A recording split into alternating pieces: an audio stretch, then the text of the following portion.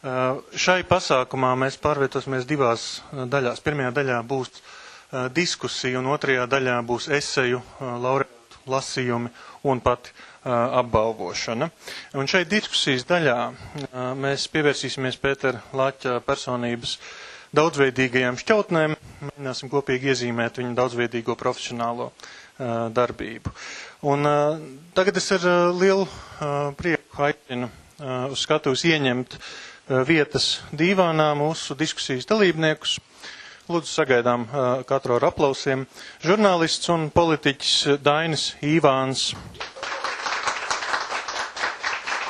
Latvijas Kultūras akadēmijas padomes loceklis un vēsturnieks Juris Goldmanis. Kino zinātniece un LKA profesora, LKA Latvijas kino muzeja vadītāja Inga Pērkona Radoviča un literatūras zinātniece Jana Vērdiņa. Paldies jums liels, ka atradāt laiku šodien atnākt dalīties iespaidos, atmiņās, stāstos, iespaidos un versijās. Man ir uzticēts šo sarunu moderēt, bet kā no attiecīgās pasaules paaudzes un tam līdzīgi nākušam, es ticu, būs ļoti daudz kas jauns, un es ļoti gaidu dzirdēt, kas jums būs stāstāms. Pirmais jautājums ir jums visiem, un es domāju, mēs varam vienkārši iet no manis tālāk. Proti īsi lūdzu pastāstiet, kad un kā jūs bijāt saistīti ar Pēteri Laķi, kā jūs pirmo reizi iepazināties un kas visvairāk palicis atmiņā par viņa personību vai domāšanas veidu. Lūdzu, Jana. Labvakar. Paldies, ka uzaicinājāt mani piedalīties šajā pasākumā, jo Pēters Laķis ir manā dzīvē ļoti nozīmīgs cilvēks. Pirmo reizi par viņu uzzināju atmodas laikā, pateicoties viņa aktīvai iesaistē Tautas frontē. Un vēlāk savukārt saklausīju, ka ir nodibināta Kultūras akadēmija, kas šķita kaut kas ļoti interesants un būtisks, lai pretendētu uz iespēju mācīties tajā, un iepazīšanās ar pašu profesoru notika iestājoties akadēmijā. Un tad izrādījās, ka aiz šī ļoti erudītā cilvēka slēpjas tikpat humora pilns cilvēks, kura humora izjūta reizēm, protams, bija uz cinismu robežas, bet tā laika students tas ļoti izklaidēja, nevis uztrauca. Nezinu, kā tas varētu būt dažās situācijās šobrīd, cik kurš varētu būt jūtīgs, jo humora izjūta bija brīnišķīga un specifiska, bet pilnīgi. Komisijai būtu daudz darba. Tur nebija nekā neētiska patiesībā. Bet katrā gadījumā bija pārsteidzoši redzēt to patīkamo lietu, kas ir raksturīgi ļoti daudziem cilvēkiem, kas ir augsta līmeņa intelektuāļi, tikpat augsta līmeņa cilvēcības spēt saglabāt un nenodalīt sevi kā kaut ko īpašu no studentiem vai no pārējiem cilvēkiem sev apkārt, bet saglabāt vienkāršību, sirsnību tajā visā. Paldies. Lūdzu.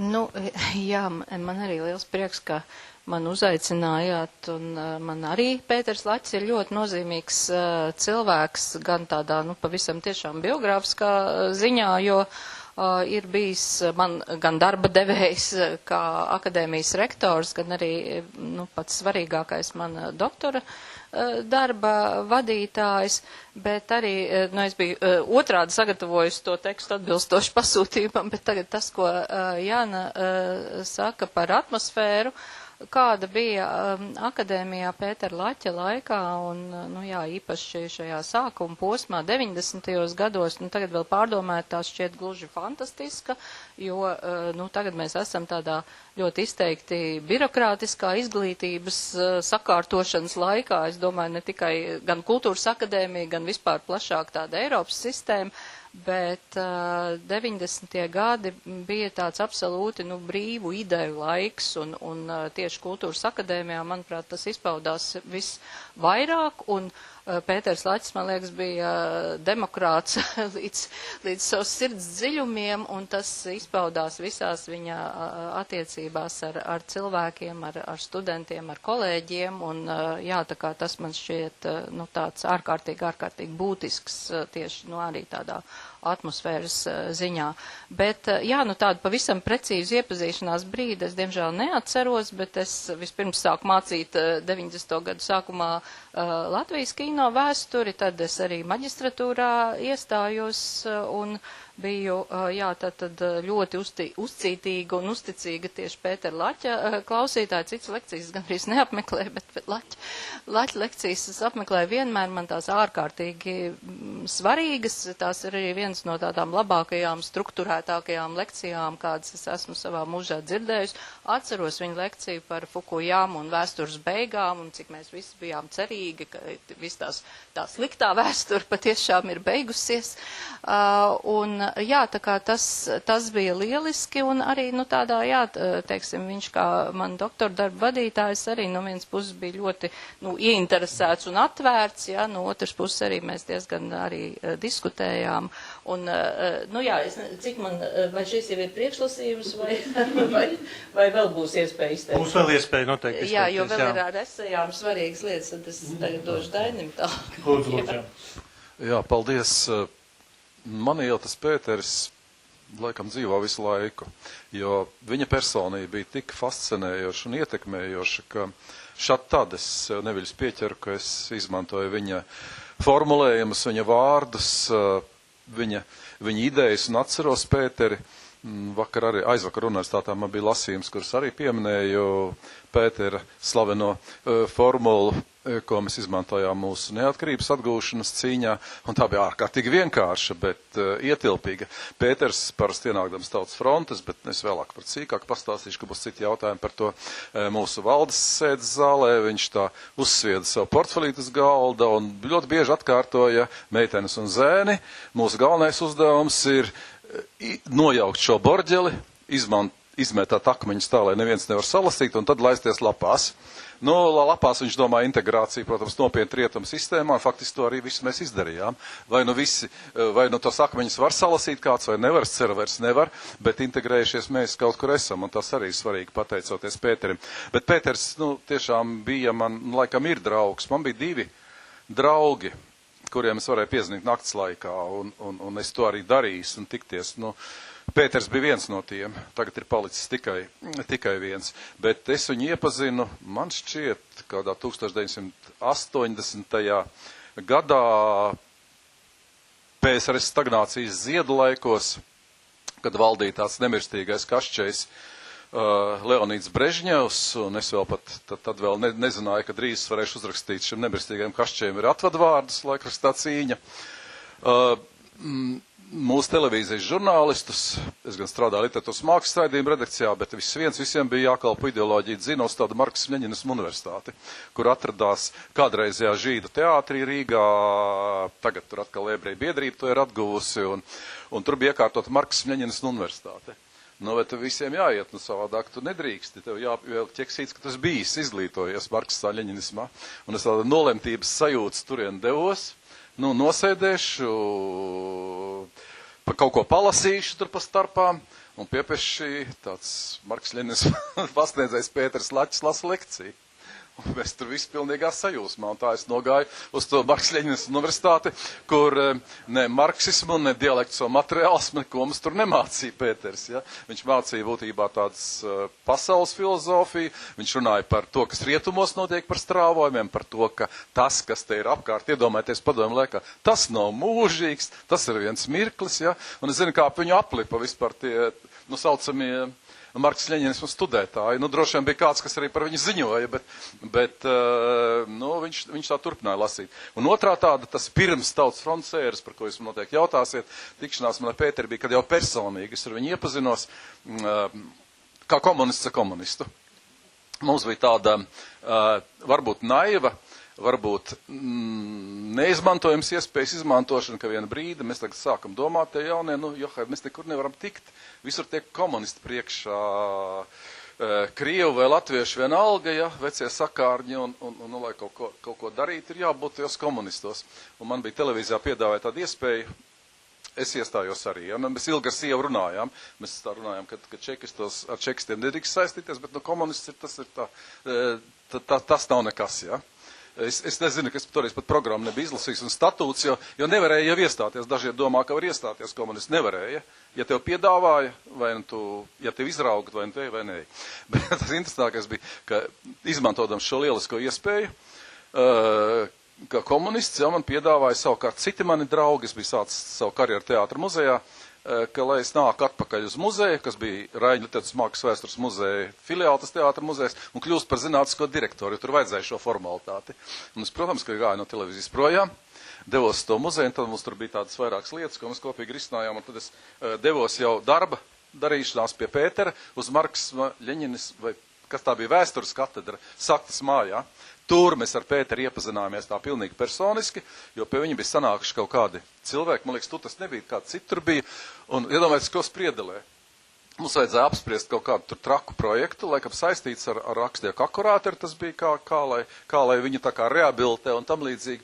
Un tad Pēters ar to otru cilvēku sāk runāt par laika saspiešanu, par laika filozofiju, par to, kā mēs to laiku varētu ietekmēt. Nu, un tā sākās mums tikšanās. Es, man liekas, to pat ierakstīju kādā dienas grāmatā, ko es tagad ātrumā neatradu, bet mēģināšu viņu izvilkt. Un tad jau nākošais posms ir tas, par ko jūs man noteikti jautāsiet. Jā, atmiņas, paldies par iespēju šeit piedalīties un dalīties atmiņās. Mēs ar Pēteri bijām studiju biedri. Viņš filozofos, es vēsturniekos, bet satikamies mēs studentu zinātniskās biedrības psiholoģijas nodaļā. Jo tolaik Latvijā psiholoģiju studēt nebija iespējams, bija mums lekcija kurs un bija nodaļa, varbūt tur bija arī kaut kāda nozīme profesoram, docentam, kas to vadīja. Bet jā, tur sākās mūsu iepazīšanās, kas pēc tam gan jau pieminētajā Saktas mājā, gan Raiņu bulvārī turpinājās dažādās mizanscēnās un formās. Un jā, tagad, ja man ir līdzīgi kā kolēģiem, jādomā par atmiņām, tad mana tā pamata specialitāte vēsture liek būt kritiskam pret šo atmiņu žanru, jo vairāk gadu paiet, jo mēs vairāk idealizējam jaunību, studiju gadus, bet nu tiešām nākot šurp, man par Pēteri ir ļoti gaišas atmiņas, un ko es nevaru pat tā vienkārši aprakstīt. Es lasīju, ka viņš arī ir pats rakstījis, ka sava tāda introvertās dabas dēļ viņš skolā nav juties īpaši labi. Arī fakultātē viņš nebija bara cilvēks vai universitātē, bet kaut kādā ziņā viņš bija īpašs, ļoti kārtīgs, elegants, bet tai pašā laikā arī ļoti vienkāršs, tāds labestīgs un, jā, kā lai to pasaka, gudrs. Es nezinu, vai toreiz es to tā varēju formulēt, tagad es esmu dzirdējis un es domāju, man piekritīs, ka jā, pēc būtības viņš bija filosofs, ar filosofu saprotot domātājs. Un jā, tā tas bija un tā tas izpaudās dažādās situācijās. Arī pie viņa mājās, arī tais lieliskajās Pētera dienās, kad sesija, paldies Dievam, bija nokārtota, 30. jūnijas, mēs tikāmies Ķemeros, 29. Oi, piedod, redz, kā ir tiešām 29. Nu, bet sesijas beigas un Pēteri Ķemeros, un jā, Un tā faktiski varētu turpināt. Vēl varbūt tikai viena epizode man ienāca prātā. Jau vēlāk mēs reizē beidzam universitāti. Tagadējiem studentiem ir grūti kaut ko tādu iedomāties. Toreiz bija tāda ļoti barga valsts sadalas komisija, kur atbilstoši tās augtajām tautsaimniecības vajadzībām katru absolventu norīkoja katru uz 3 gadiem obligāti nostrādāt. Klātienes absolventi mūs atstāja universitātē, un tur mēs dažādās lomās un mizanscēnās arī tikāmies, bet man bija jākārto filozofijas kandidāta minimums. Un to es arī tagad atceros ļoti labi, kā Lāčplēša ielā, es nezinu, kāpēc tas bija, vai vēlu vakarā vai naktī, Pēters un Raits Vilciņš, kurš arī tad bija viņu draugs un kursa biedrs, vēlāk Kultūras akadēmijas leģendārs profesors, viņi tur man gatavoja tam eksāmenam, es biju stipri vien nobijies, bet aizgāju uz komisiju un tur man pajautāja kaut ko par filosofijas būtību. Un tad es teicu, jā, tur zinātne, tas un māksla. Un tad es redzēju, ka nosmaidīja tur tie cienījamais profesors Laizāns, jo man liekas atpazina tad Pētera to iedvesmu. Tā kā šādu stāstu ir ļoti daudz, bet tie tiešām ir tādi gaiši, par spīti visiem tiem drūmiem laikiem, kas tādi neapšaubām bija. Sirsnīgi pateicos par brīnišķīgajām detaļām. Mēs esam parunājuši par atmiņām un iespējām. Es gribētu parunāt par Pētera Laķa kā ideju cilvēku un par viņa domāšanu. Te arī mums varētu būt jautājums, Inga. Jā, jo jūs runājat iepriekš par studijām un sadarbību ar profesoru Laķi kā vadītāju, un es domāju, tur arī varat vairāk pastāstīt vēlties, bet man jautājums ir par viņa tieši domāšanas stilu. Kāds bija viņš kā filozofs, kā ideju cilvēks intelektuālajā pieejā, kas bija tāds īpašs viņam?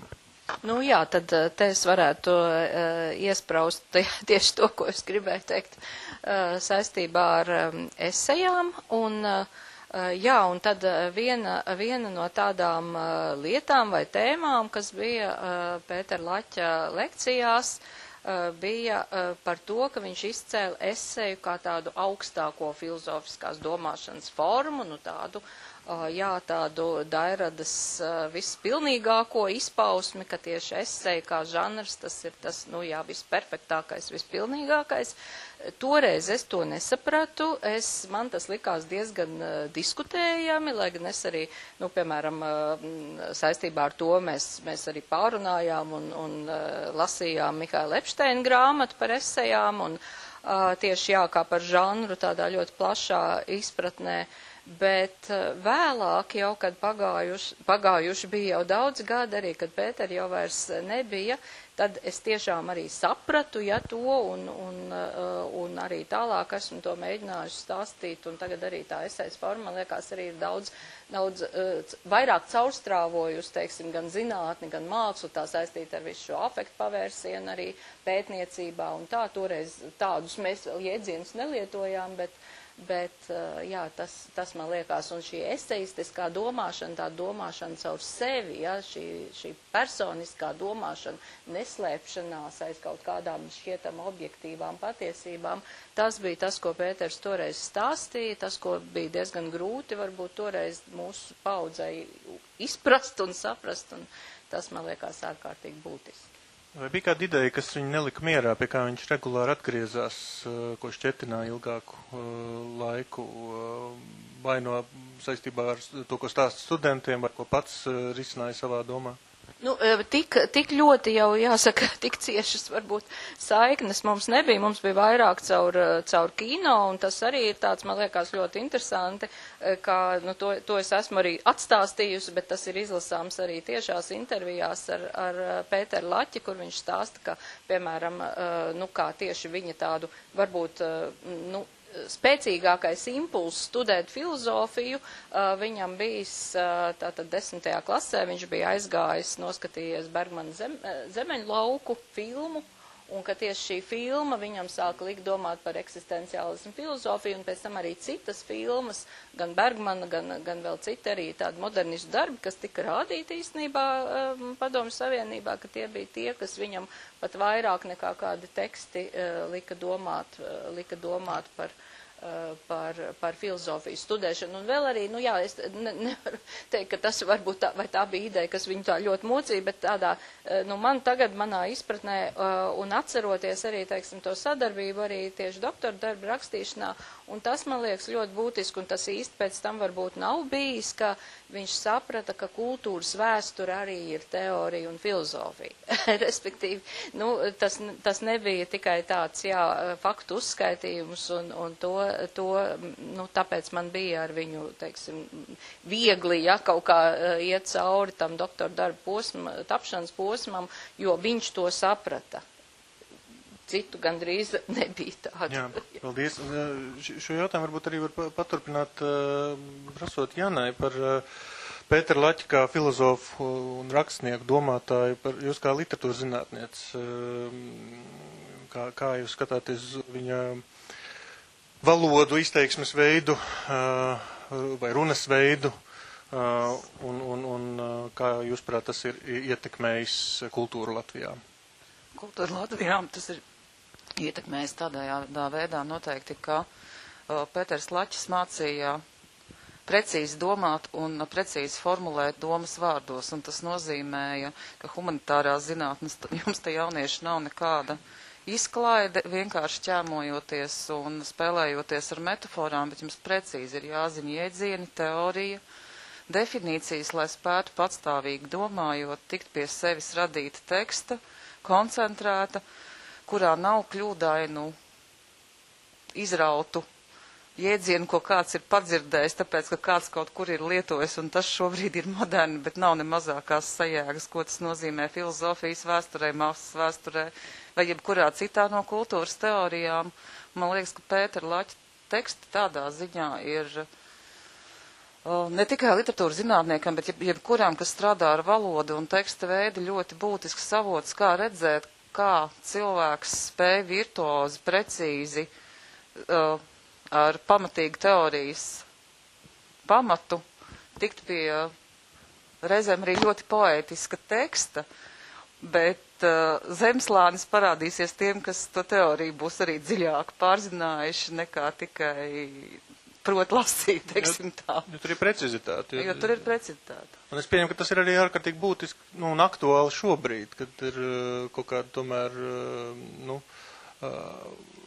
aptuvenība, ja paskatās uz to, kādi ir ģenerēti teksti, kas bieži vien ir ļoti vispārinoši un tam līdzīgi. Nu, es piekrītu, vai jūs piekrītat, ka tas ir, ka šī precizitāte ir kaut kas ļoti aktuāls, steidzams, par ko vajadzētu tas noteikti ir ļoti aktuāls un steidzams, un manuprāt būtu ļoti labi, ja mums būtu apkopojošs Laķa gan rakstītā, gan runu izdevums, kurā mēs varētu pēc iespējas vienkopus lielākā materiālā redzēt, kā ir tapusi precizitāte, kā ir formulēts teksts, kā veidot tekstu. Tur varētu ļoti daudz ko mācīties, bet šobrīd traucē varbūt mazliet tas izkaisītība, ka ir grāmatas, ir runa Tautas frontes pirmajā kongresā atsevišķi pieejama, ir vēl kaut kas kaut kur atsevišķi, un zinot, piemēram, mūsdienu studentu slinkumu, lai mācītos, kā precīzi izteikt domu, vēlams tam visam būt kaut kur vienkopis, vienalga digitālā formā vai drukātā, bet vienkopis.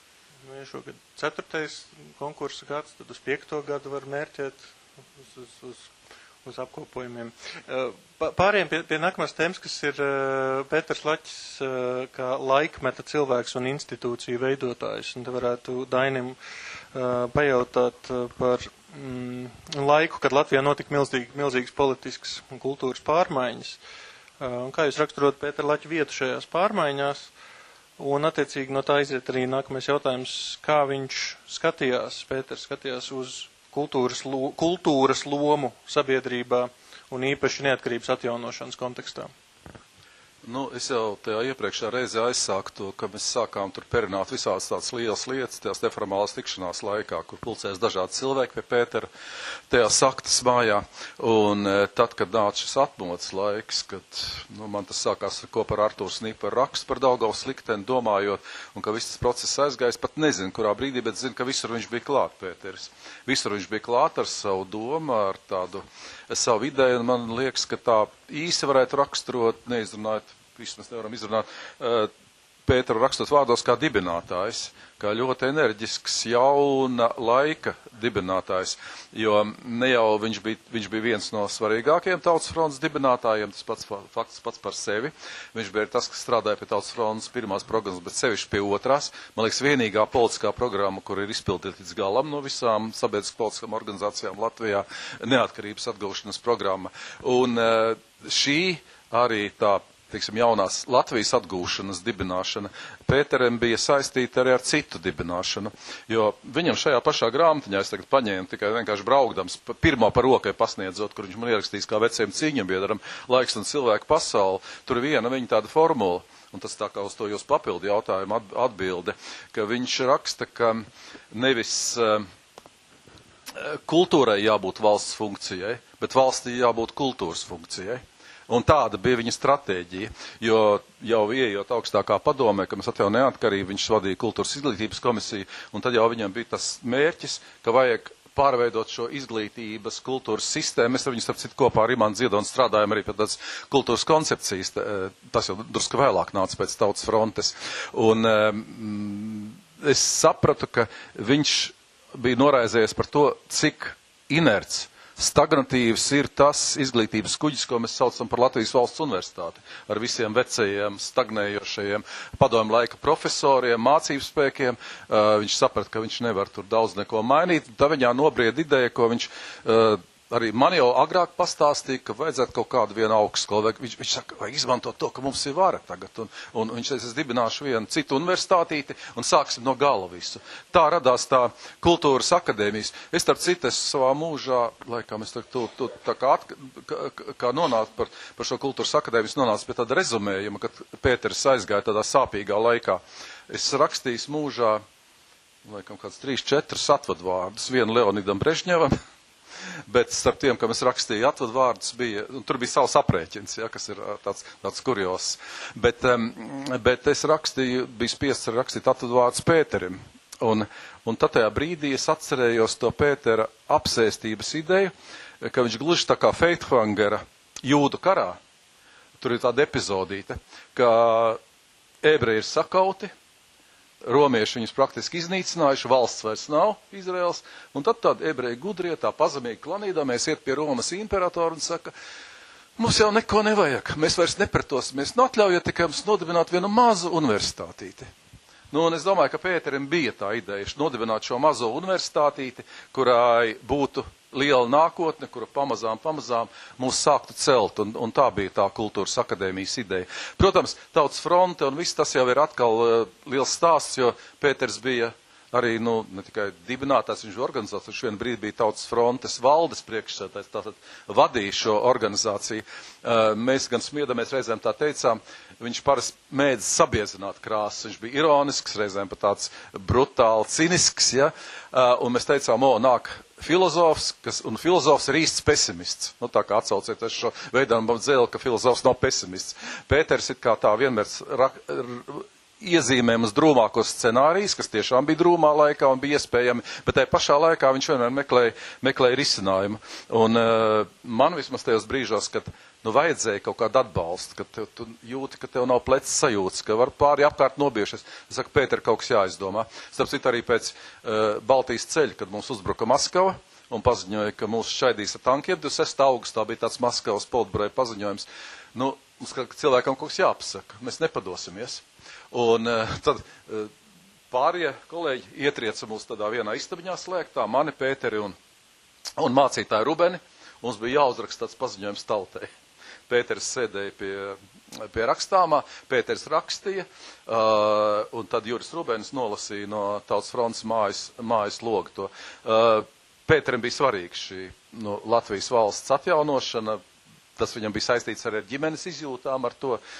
Mēs abi ar Pēteri, starp citu, jau iepriekš pieminēja, bija arī tas, ka viņam bija arī tā gudrība, ka tu pamēģini ar to baiso varu kaut kā viņu dekonstruēt, laust no iekšienes. Man liekas, tāpēc arī viņš bija tāpat, ka es biju iestājuši tajā komunistu partijā, un atceros beigās, ka mēs redzējām, ka viss tas Borģels sevi ir izdzīvojis, tad arī Pēters pieņēma to lēmumu, ka visiem jāpaziņoja, lai visi latvieši stājas ārā atkal no šīs organizācijas, jo vairs nav nekādas jēgas, un mēs pat dabujām arī tādu diezgan lielu kritiku.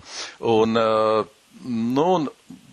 tādās arī grūtākos brīžos, kad vajadzēja kādu uzrunu, tautas uzmundrinājumu, es jau varēju pie viņa arī, kad pats biju sašļots. Viņš man bija tā kā vecākais brālis. Es izskatīju pat ļoti intīmas un tādas personiskas lietas stāstīju. Pēters man parasti uzmundrināja, un es prasīju, ko lai saka, ko lai pasaka. Un reizēm viņš man to nodiktēja, un tad vienkārši es tā kā tautas tribūns, varbūt tie nebija mani vārdi, tie bija Pētera vārdi, es tos arī pateicu. Tāpēc arī tas atmodas laiks, tā Latvijas dibināšana, kādreiz man tā saka, tu tur varonis, tu tur kaut ko teici. Nē, tas bija tāds kolektīvs spēks. Mums tautas frontē bija tas leģendārais sešinieks. Un viens no tā sešinieka, man personīgi bija būtībā sešiniekā trīnieks, kam es ļoti uzticējos. Tas bija Jānis Kapars, Pēters, un mēs bijām arī tādi ļoti draudzīgi, un mēs vienmēr zinājām, ka mēs tā domājam unisonā. Protams, arī tā Pētera filozofiskā gudrība, erudīcija. Es ar vienu draugu šodien arī vēl tikko pārmī vārds teica, ka runāšu par Pēteri. Viņš arī Pēteri labi pazina. Viņš tagad sāk domāt, kur vēl kāds ir, kas šodien varētu tā kā Pēters būt, kur varētu paļauties, kur zināšanām varētu noticēt. Jo viņam bija arī tā fantastiskā tā kā skatiens no augšas uz pasaules filozofijā, viņš tā savelk kopā. Tā kā viss iepriekš dzīvojušos pasaules filozofus un var pateikt, ka tas arī pretspēks, kas mums stāv pretī, ka tā ir atkal tā niecība, ka tas ir laiks, ko mēs pārdzīvosim, un ka ir kaut kāds garaspēks, tas, kas attiec šo māju. Tā jau arī bija Pētera ideja, ka mēs izvirzījām to formulu garaspēks pret karaspēku. Protams, tas ir Māra Čaklā dzejoles kauguriešiem ar lielgabaliem pret rungām, ar patiesību pret kungiem, ar garaspēku pret karaspēku. Bet Pēters bija tas, kas šo jēdzienu visu laiku viņš tā kā mums atgādināja, nostiprināja, un tas bija valsts dibināšanā tas viens no varbūt svarīgākajiem. Jā, paldies. Man ir ļoti patīkams atklājums, cik cieši patiesībā neatkarības atjaunošana bijusi saistīta ar domāšanu par kultūru. Domājot par valsti kā kultūras funkciju, kultūra kā valsts funkcija un tam līdzīgi, un šīs universitātītes dibināšana. Te varbūt Jurim jāprasa par Pētera Laķa vīziju dibinot kultūras akadēmiju un to, kā jūs šo viņa redzējumu redzat un vērtējat. Jā, varbūt, ja drīkst, es sākšu ar tādu ļoti personisku, emocionālu atmiņu, vēršoties galvenokārt pie klātesošiem studentiem. Man ir, tā varbūt ir tāda didaktiska, nevajadzīga tendence kaut ko skaidrot un pamācīt, bet tiešām ar gadiem man ir nostiprinājusies pārliecība, ka jaunības un īpaši studiju gadu draudzībai var būt dzīvē tāda izšķiroša nozīme. Un ja šeit atminamies mēs dažādas tikšanās ar Pēteri, tad es vienmēr par to esmu domājis un tagad vēl jo vairāk. Bija pagājuši 15 gadi, kopš mēs universitāti beidzām, un tad pie brīvības pieminekļa kaut kā mūsu ceļi krustojās, un uz manu sveicinājumu Pēteris sev raksturīgi uzreiz atbildēja: "Ej, vecais, mēs dibinām kultūras akadēmiju, nāc pie mums." Un es Dainis arī saku, un es arī skatījos tais Pētera dāvinātajās grāmatās, viņam kaut kā bija tas vecajam draugam, vecajam kolēģim, lai gan mēs jau toreiz vēl tik veci nebijām kā tagad.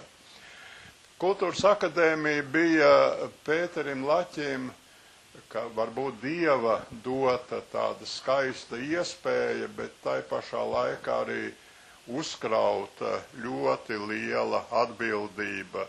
Jo, jā, nu saku, un es arī tā gribu teikt, tie bija skaisti tie 90. gadi, bet tai pašā laikā tie bija trakie 90. kā tagad arī grāmata par tā laika presi ir nosaukta.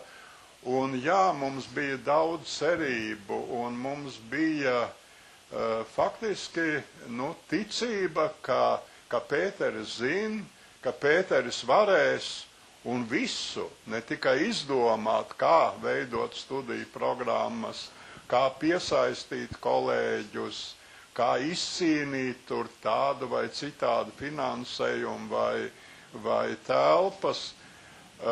Tajā pašā laikā viņām, tāpat kā mums visiem, akadēmija, Pēterim vēl pirmos gadus arī parlaments, tā nebija vienīgā darba vieta, jo bija jāuztur ģimene un visur aldziņas bija mizerablas un kaut kā vajadzēja to visu darīt. Un arī domājot par tā laika studiju darbu, tagad pēc akadēmiskā standarta, jūs zināt, nedēļā ir jābūt apmēram 10 nodarbībām. Ja es atceros to laiku, ja ne 2 reizes, tad stipri daudz vairāk. Man ir kādreiz nācies gatavot arī tās akadēmiskās izziņas, kur bijušiem studentiem tur tās tie kredītpunkti tur pārsniedz visus minimumus. Es gribu cerēt, ka Pētera, šis darbs, ko viņš ieguldīja, ļoti personiski arī iesaistot ne tikai savus vienaudžus, bet arī daudzus tā laika pazīstams kultūras cilvēks, it sevišķi, kad sāk veidoties kino, teātra virziens, kad viņš piesaistīja arī trimdas intelektuāļus, vispirms jau arī eseistu, lielisku eseistu, Robertu Mūku, Juru Soikanu un citus. Un tie lieliskie studenti nevar jau salīdzināt, tas nav korekti, bet tolaik veidojās tā studentu atlase pavisam savādāk. Bija milzīgs konkurss un atlasīja tikai nelielu grupu. Tie bija lieliski studenti, protams, arī tagad ir, bet tas ir daudz savādāk, jo visa tā dzīve ir mainījusies, studiju process ir mainījies, un mēs esam mainījušies. Pēters arī būtu mainījies, neapšaubām, bet es gribu cerēt, ka viņam bija gandarījums par to, kas ir, lai gan bija arī situācijas, it sevišķi, vai pēdējos gados, kad jūta tādas skumjas. Un Roberts Mūks man to skaidroja arī ar to psiholoģisko raksturu un tam līdzīgi, vai ja var tā nenopietnāk beigt, tad ir tāds teiciens, ka kas ir pesimists? Pesimists ir labi informēts optimists. Un Pēters bija, protams, ļoti zinošs, daudz zinošāks par mums arī tad, kad bija jau varējis daudz ceļot un citās pasaules universitātēs būt klāt. Jā. Diemžēl mums nebija iespējams īstenot varbūt to, ko Pēters sākotnēji bija cerējis, bet, paldies Dievam, akadēmija aug un attīstās. Un viss notiek. Paldies, Lils.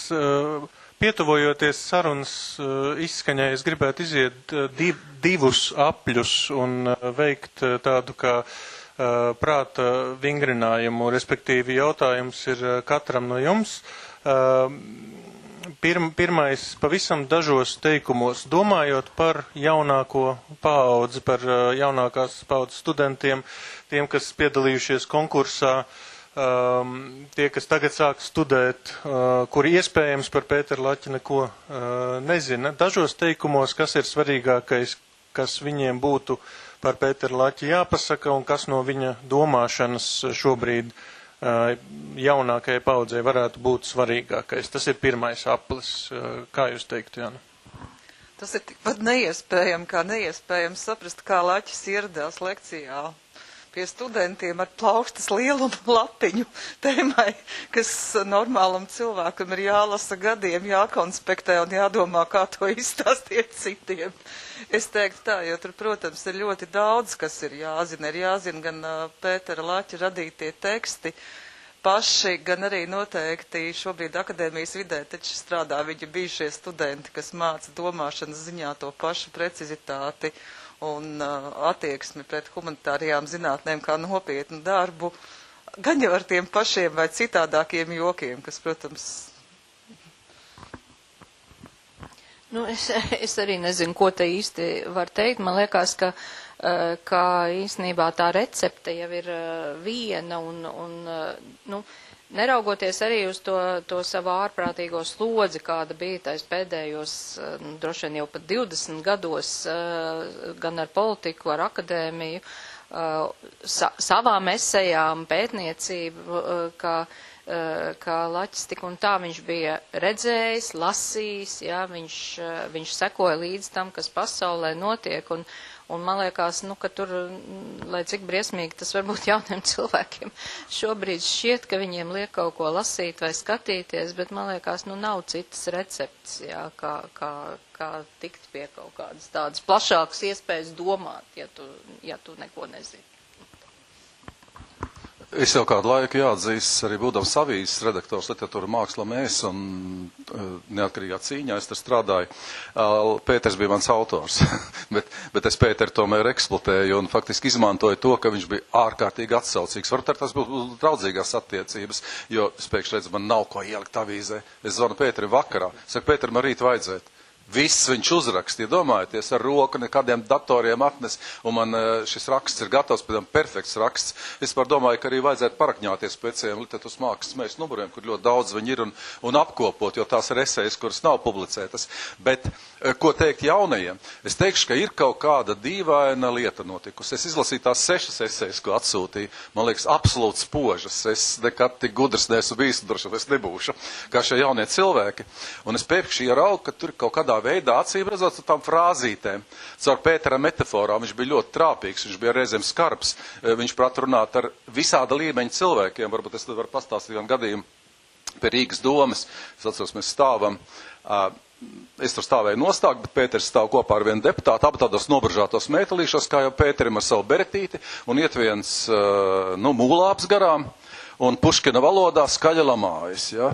Es neatkārtošu tos vārdus Puškina valodā, bet visrupjākos redz, kur stāv šitie, kas te apzaguši mūs ir un mūs postā ieveduši un tam līdzīgi.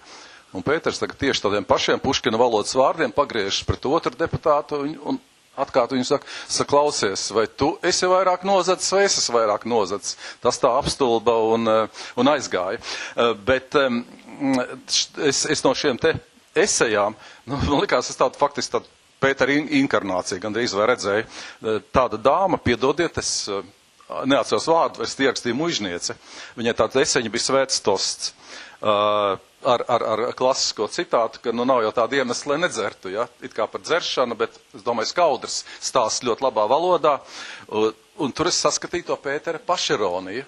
Pašironija, varat arī saistībā drusku ar to iedzeršanu, jo man ir bijis filozofiskas piemērs, kā filozofs var dabūt arī dzeramo, jo mēs ar Pēteru vienreiz braucām uz tādu Ankārās Eiropas komisijas rīkot konferenci ar mašīnu, vēl vienu draugu ar to man otro labāko draugu, un atpakaļ ceļā mēs piestājāmies ar mašīnu Ungārijā, Transilvānijā, kur viss jau ciet, un mums vajag paēst, un mēs ieejam, mums nelaiž iekšā, un rupi izturas, tur tie Ungāri laikam bija. Un sēž viens tās drūns vīrs pie tās kroga letes, un viņš, kas jūs tādi? Pēters saka, es esmu filozofs.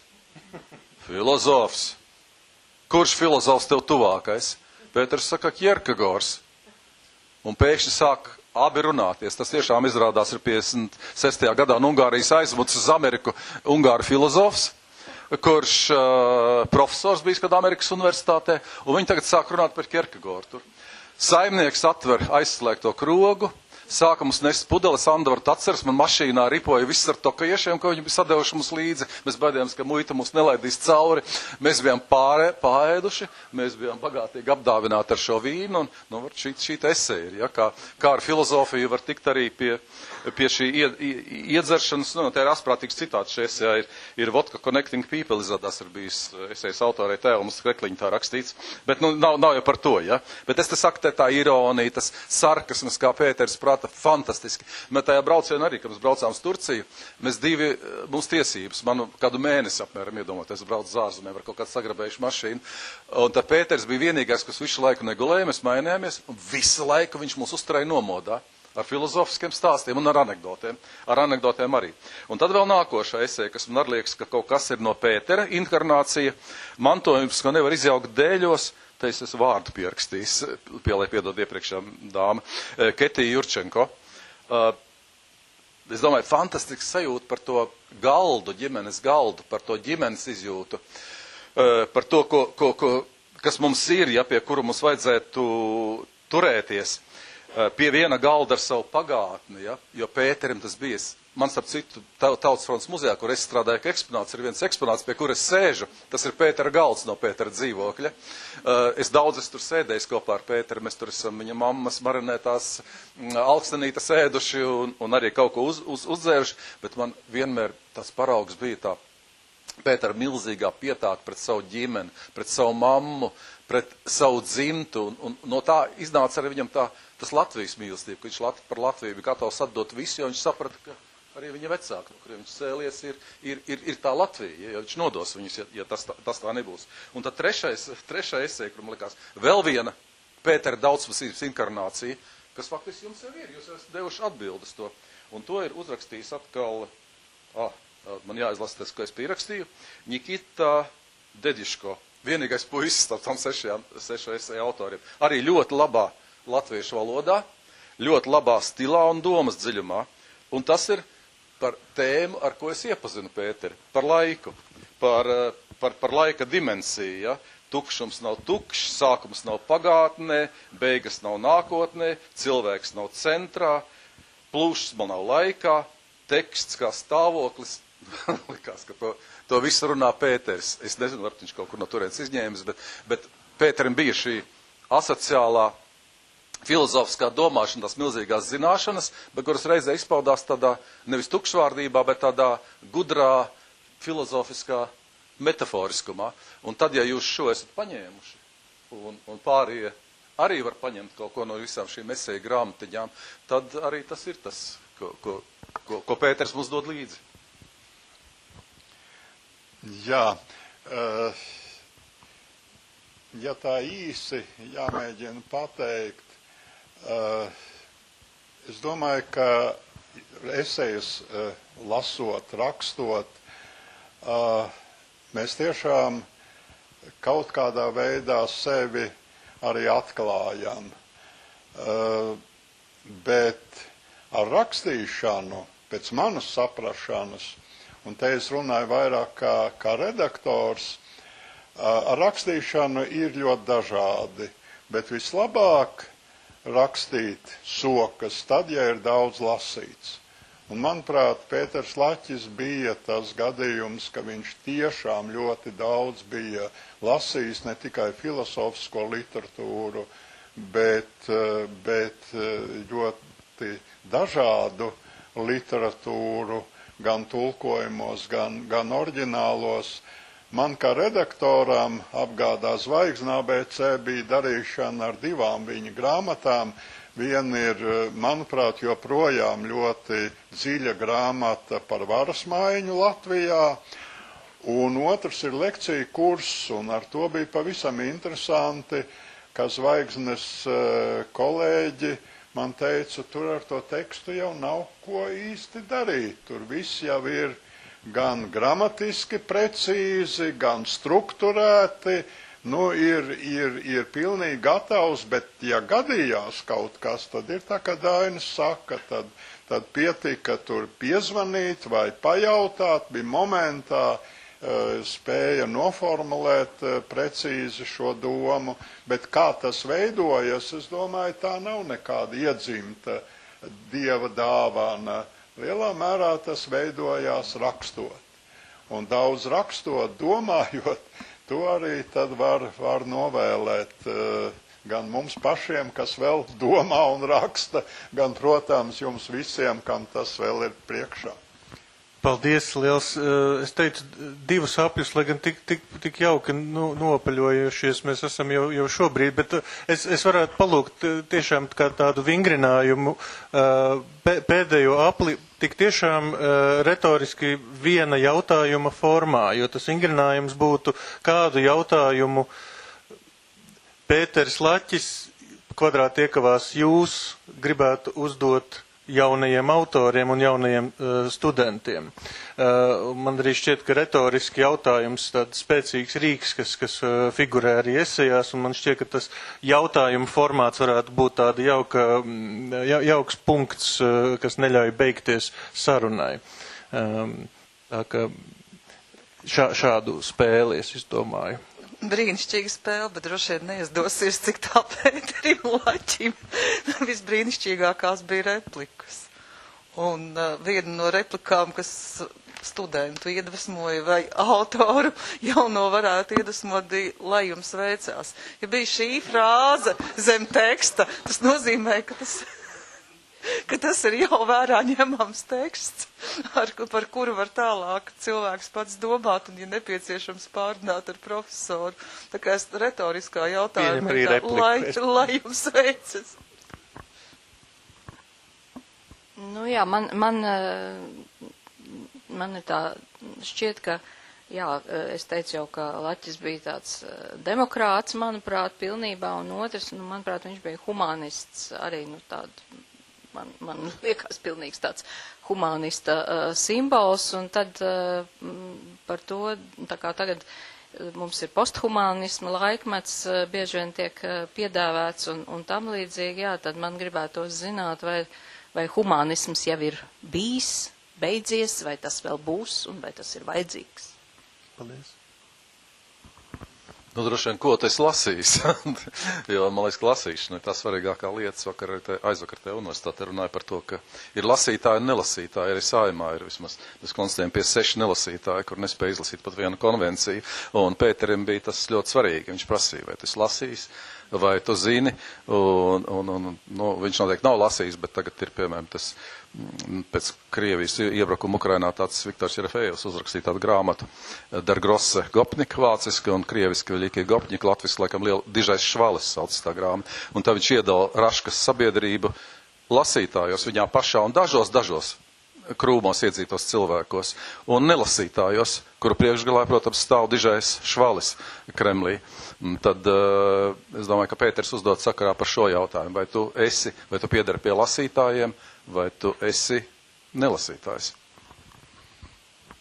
Jā, es arī domāju, ka es nemācēšu tagad beigās pateikt kādu īsti jautājumu, ko varētu jums pajautāt, bet izmantojot to, ka man ir mikrofons, es gribētu vēlreiz paust tādu sirsnīgu pateicību vispirms jau Andai un visiem akadēmijas kolēģiem par to, ka šīs Pētera Laķa idejas, veidojot kultūras akadēmiju, ka tās tiešām attīstas, īpaši šeit Kultūras un mākslu institūtā, dažādās arī izpausmēs ārpus studijām, kas ir, teiksim, gan kultūras kanonu konkursos, gan šeit eseju konkursos, gan varbūt kādās jaunās idejās, kas nāks tur sadarbībā ar Satori, sadarbībā ar citiem, un īpaši jau šai savstarpējā sadarbībā, jeb sinerģijā, jo tā ir vislielākā laime faktiski Kultūras akadēmijai, kas arī bija dažādu mākslu jomu cilvēkiem satiekoties un arī savstarpēji tur bagātinoties. Lai veicas! Lūdzu.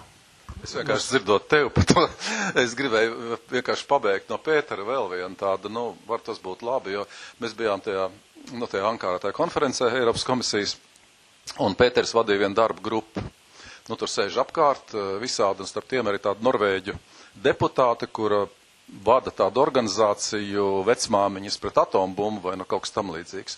Bet viņai kaut kur pie 90 gadiem Pēters tur vada, bet viņa pa brīdim iesnauši, tur visādi bija.